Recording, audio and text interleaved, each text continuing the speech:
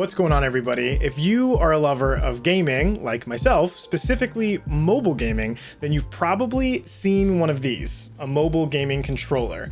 This is the Backbone One Gen 2. Since I do some casual gaming on both PC and mobile, my ads are constantly showing me reviews of this particular controller, so I thought I'd just pick one up and try it for myself.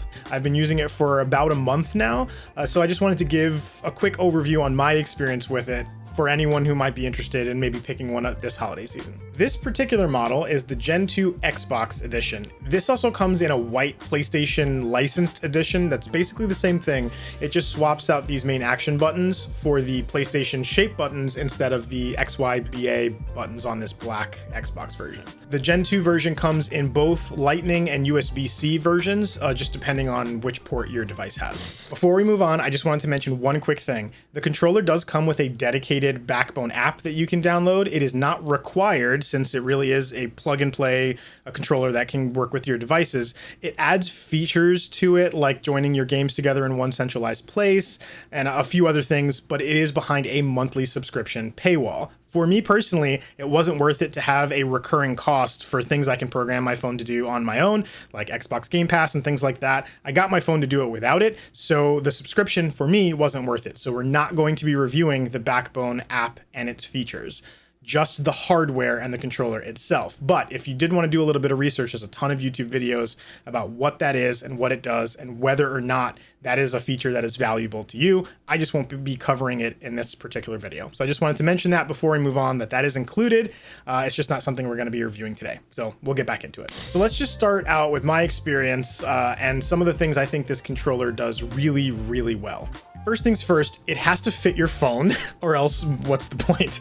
Apparently the Gen 1 version of the device really struggled with that, and the Gen 2 model was specifically created to fix that issue. I have an iPhone 16 Pro Max with a case, and I have no problem fitting it at all, thanks to some of these handy adapters that come in the box. Once you put those on, I had no problem sliding my phone on and off really easily, no issue at all. Let's talk overall build quality. I mean, the build feels really, really good. The spring that holds everything together feels really good in the hands. The buttons for the most part feel really solid, although the main action buttons are just a little bit clickier than I would like. Here, I'll just give you a little sound preview here.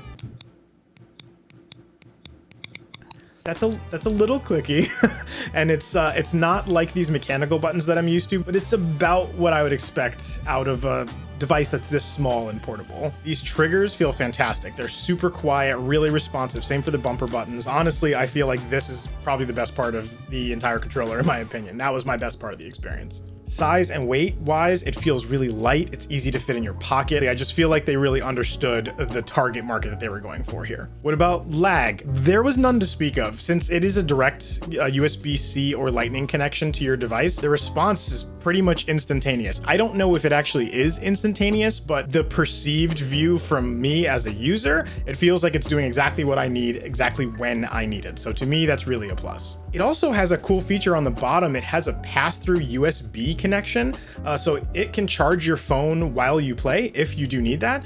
But that port also works two ways. So if you have a much larger iPad, maybe you want to prop that up on a table, and then you can hardwire the controller to it, and then you can play on a bigger screen. It's a relatively small width when it opens up. It's designed for phones. It's not designed for an iPad. So you're not going to be able to put your iPad in it. But honestly, it's still pretty cool that it adds that extra bit of versatility if you'd like to play on a larger device. So there are a couple things I don't necessarily like about it personally.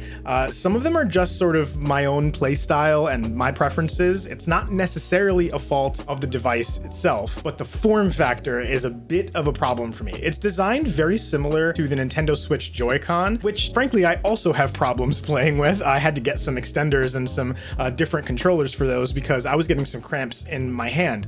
The right analog stick, much like a Nintendo Switch, is almost directly underneath the main action buttons, which just ergonomically kind of hurts my hand, my thumb in particular. For me, that makes things like shooters kind of difficult because the right stick is really important. That's what you use for aiming. But the good news is, if you're already a Switch user, then this is something you're probably not gonna really have a problem with. This is probably gonna be something that actually feels really familiar since the layout is almost the same. The second gripe that I have is due to the target market that this controller is for.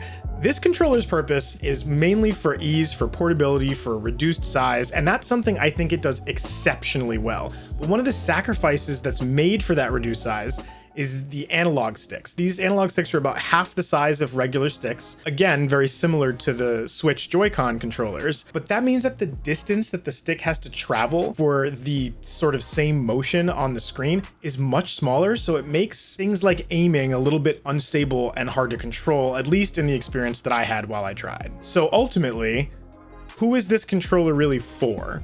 I think anyone playing games like driving games, maybe arcade style games, or maybe even platformers, existing Switch users for sure will really enjoy adding these physical controls to their mobile gaming experience. If you really like the feel of a larger controller in your hand, or you're playing things like fighting games that have a lot of combo buttons, or precision aiming games like shooters, you might struggle to find your footing on this. But again, I know a lot of people I've seen playing games like Call of Duty Warzone and shooting games like that and are not having too much of an issue. So take that opinion with a grain of salt. It really is going to depend on your personal preference, the size of your hands, and whether or not you kind of get cramping on smaller size gaming controllers. So that's my experience with the Backbone One. This is definitely a really great device, really well built, worth picking up if you are interested in that smaller form factor and you want to elevate your mobile gaming experience, and the size of the device is not really going to bother you, then this is definitely one worth looking into. But I really want to hear what you guys think. You let me know if you have experience with this. I would love to know how you guys are using it. Go ahead and put those in the comments below. I will catch you on the next one. Peace.